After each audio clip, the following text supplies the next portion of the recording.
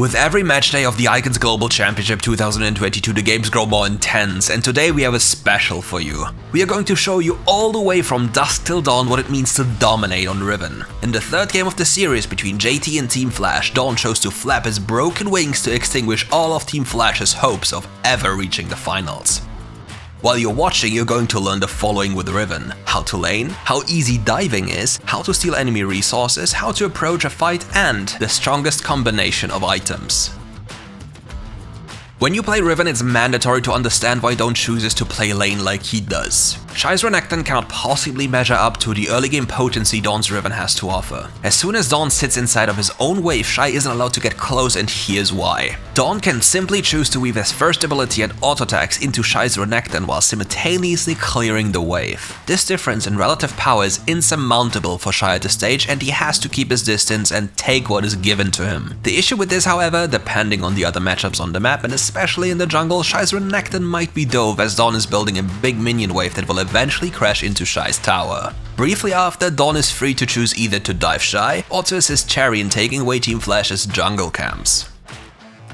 As Shy was patiently waiting in a brush to turn Dawn into his prey, Dai and Dawn choose to turn the tables and turn on the crocodile. Even under the safety of his own turret. Dawn knows that he isn't the one that should start tanking the tower, as he's the primary damage dealer in this play. Consequently, Dai takes aggro first while Dawn is patiently waiting for that to happen. As soon as Dai initiates the play, Dawn follows and takes quick care of Shy's Renekton, even though Dai nearly did a little oopsie by leaving the tower a little bit too early.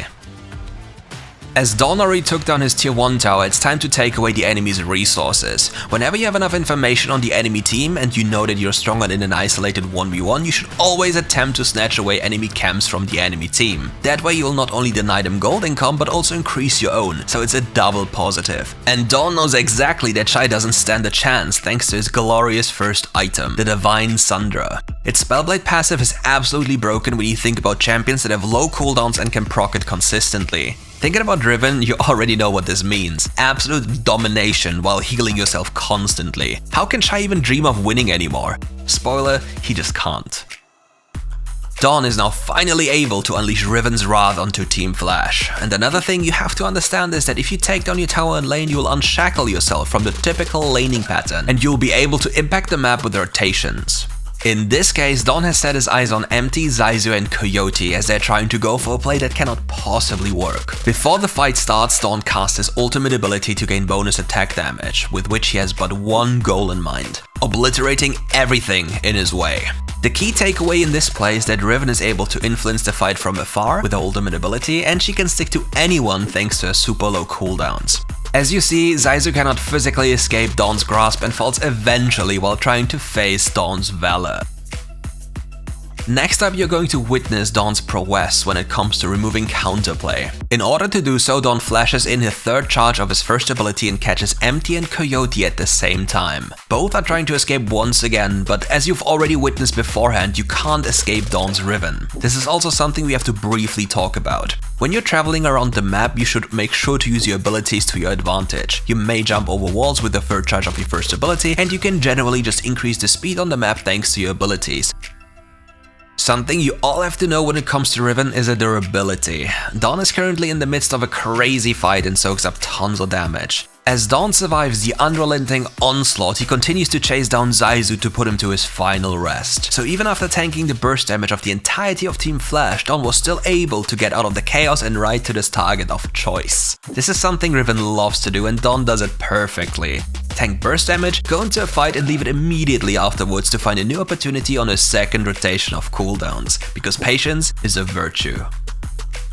Before we dive into the next play, it's mandatory from my perspective to show you the unholiness of a certain combination of items. I'm talking about Divine Sundra, Black Cleaver and Death's Dance. Once you assemble this trifecta of brokenness, you're set for success. Divine Sundra on every Spellblade proc will grant you extra health, while the flat stats from Black Cleaver empower you even more. Next up comes the Death's Dance, which is a so-called streaking item. What does this mean? Once you get a kill, every damage that was staggered by the item is cleansed and immediately you're healed. If we add Triumph to the mix, you become a true warlord of fighting. But now, let's observe Dawn in the next fight.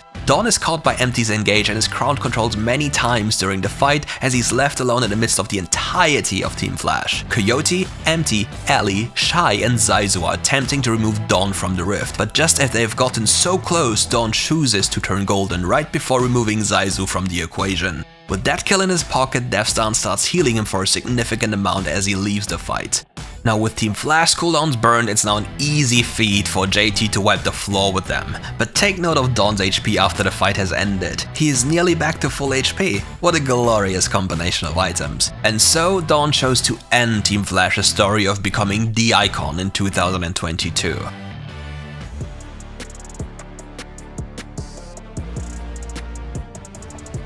But to showcase the story behind Dawn in terms of numbers, we've prepared something for you. Contrary to public belief, Baron Lane had a massive impact in this game as Dawn held around 73% KP to his name, while also funneling more than 850 gold right into his pocket that contributed to his ability to dish out more than 1000 damage per minute. What's the word for that again? Call it flawless, just like his KDA. You can't get enough? Then don't worry because we have all you need. Just check out the following links and enjoy your stay. See you soon.